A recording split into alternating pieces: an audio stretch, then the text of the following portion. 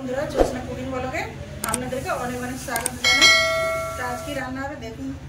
আজকে আমি গরম জল করে সয়াবিন বীজ রেখে দিয়েছি, সয়াবিনের তরকারি করব। আর ওই দিনে পুঁই পাতা আছে, পুঁই পাতা বড়া করব। তো সয়াবিনগুলো ভিজে রেখে দিলাম, ভালো করে আগে ধুয়ে নেবো। 2-3 বার করে ভালো করে ধুয়ে নিয়েছি। এবার ভালো করে নিজেকে জল ঝরে নেবো। চেপে জলটা নিয়ে দিল, একদম শুকনো করে নেবো চেপে।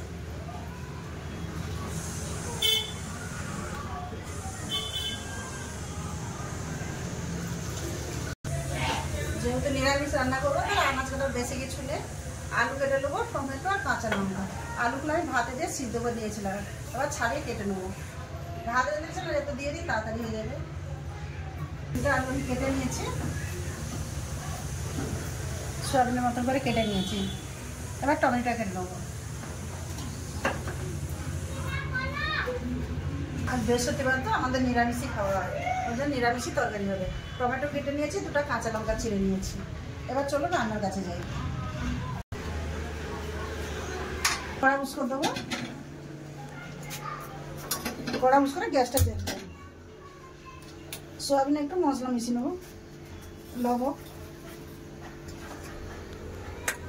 হলুদ গুঁড়ো,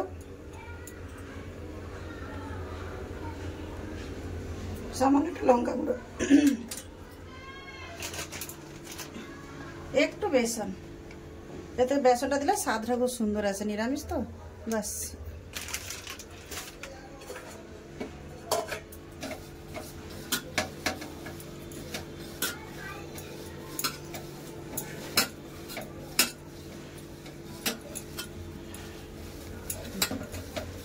কত সুন্দর মিশানো আছে, কত সুন্দর হয়েছে দেখুন।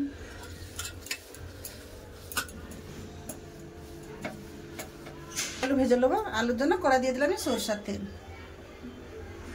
তেল গরম হয়ে গেছে, আলু দিয়ে দেবো।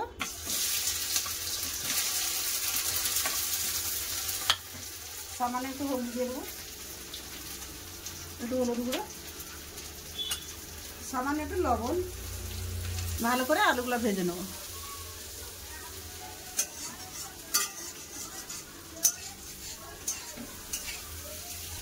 আলুগুলো ভাজা খুব ভালো করে ভেজে নিয়েছি। এবার ঢেলে দেখো কত সুন্দর ভাজা হয়েছে সোয়াবিনের আলু।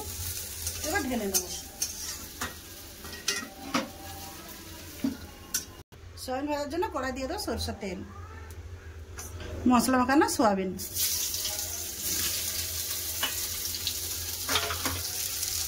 সোয়াবিনও খুব ভালো করে ভেজে নেবো।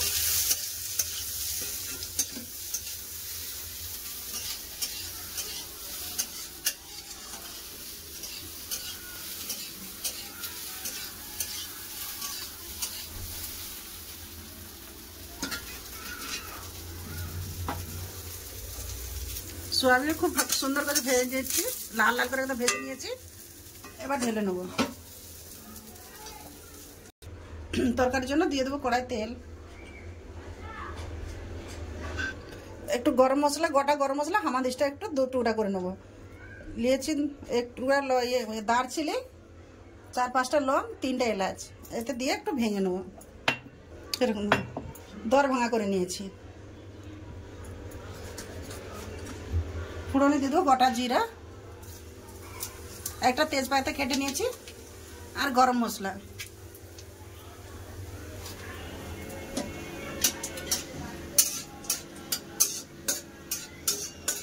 দিয়ে দেবো কাঁচা লঙ্কা কাটা, টমেটো কাটা।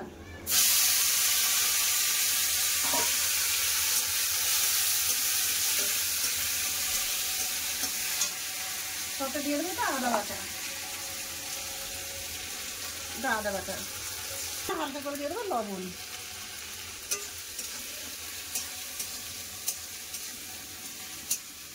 টমেটো আদা সব ভালো করে আমার কষানো হয়ে গেছে।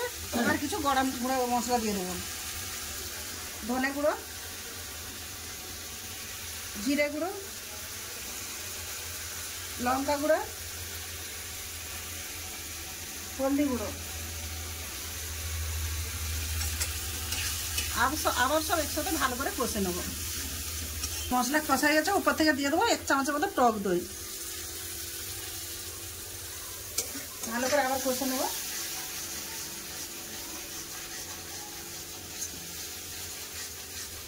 টক দইটা আপনাদের হাতের কাছে থাকে দেবেন, নেই থাকে নেই দেবেন, কোনো ব্যাপার না, এমনিও ভালো লাগবে। মশলা সব কষাই গেছে, দেখুন তেলও ছেড়েছে খুব সুন্দর করে। এবার ভেজে রাখা আলু আর সয়াবিন দিয়ে দেবো।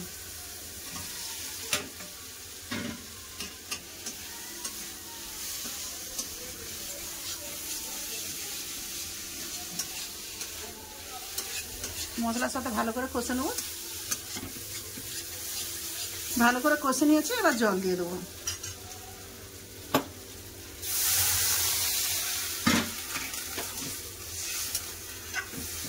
লবণ তো সব কিছুতে দিয়েছি, মশলা কষার সময় আলু ভাজা সয়াবিন ভাজা, এই জন্য লবণ আর দিচ্ছি না।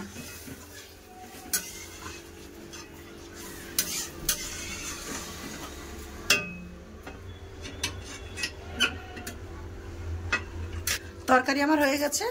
উপর দিয়ে আমি ঢাকা দিই না, আলু সিদ্ধ ছিল এর উপর দিয়ে আমি ঢাকা দিই না। একটু গরম মশলা গুঁড়ো দিয়ে লাগাই নেবো, এইটুকুনি গরম মশলা গুঁড়ো দিলাম, হালকা করে দিয়ে নামিয়ে নেবো।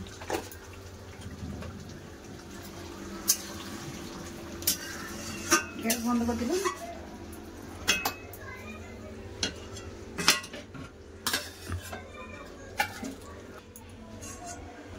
বড়া ভাজার জন্য কড়াই বুঝকে দিচ্ছি, গ্যাসটা জ্বেলে নেবো। দিয়ে দেবো সাদা তেল।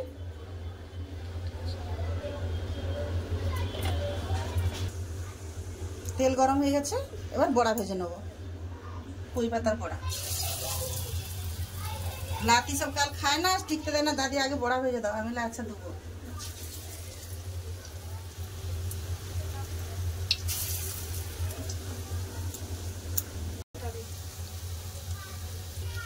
এক পাশ লাল হয়ে গেছে, আমি উল্টিলেও ভালো করে। দেখুন এক পাশ কত সুন্দর লাল হয়ে গেছে। দুপাশ খুব ভালো করে লাল করে ওলট পালট করে ভেজে নিয়েছি, এবার তুলে নেব।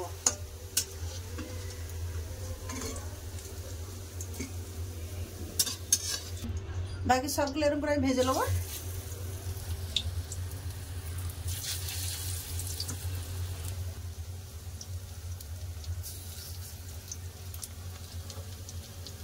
সব দিয়ে দিয়েছি, সব ভাজা হয়ে গেছে। বড়া ভাজা আমার তুলে নেবো।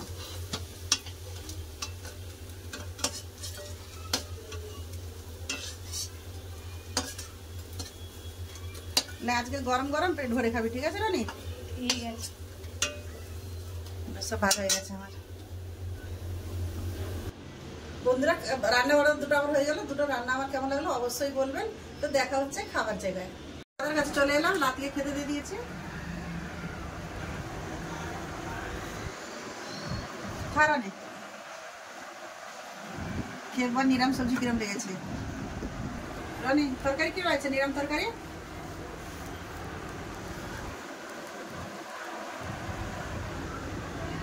বন্ধুরা খুব ভালো হচ্ছে নিরাম তরকারি সয়াবিনের। বন্ধুরা সেদিন তো আমি খাইনি বড়া ভাজা, আজকে দারুণ হয়েছে বড়া ভাজা খেতে। তা আমি এখানে ওকে তো খেতে দিলে আর খাবার কেউ নেই, আমার আর আপনার দাদা ভাতটা বেড়ে নিচ্ছি। চারটা তরকারিতে দিয়ে দিয়েছে, হাত দিয়ে বেড়ে নি। আপনার দাদা তো সয়াবিনের তরকারি খায় না, তা আপনার দাদার তরে মাছের টক রাখা আছে, মাছের টক দেখাবে। তাই আমি খেতে বসে গেলাম, আপনার দাদা একটু পরে খেতে বসবে। তুমি তো খেলো সয়াবিনের তরকারি নিরাম, কি লাগছে? ভালো লাগলো, ভালো লাগছে। বন্ধুরা দুটো খাবার তো খেয়ে বলে দিচ্ছি কিরকম হচ্ছে। তোমাকে ভিডিওটা যদি ভালো লাগলে আমার ঠাকুমাকে লাইক এন্ড সাবস্ক্রাইব করে দিবা, আর শেয়ার করতেও বলবে না। আর আমার ঠাকুমার কাছে তো ভিডিওটা বড় করছি না, আপনারা ভালো থাকবেন, সুস্থ থাকবেন, আমার পাশে থাকবেন। এতক্ষণ সঙ্গে থাকার জন্য অনেক অনেক ধন্যবাদ। নমস্কার।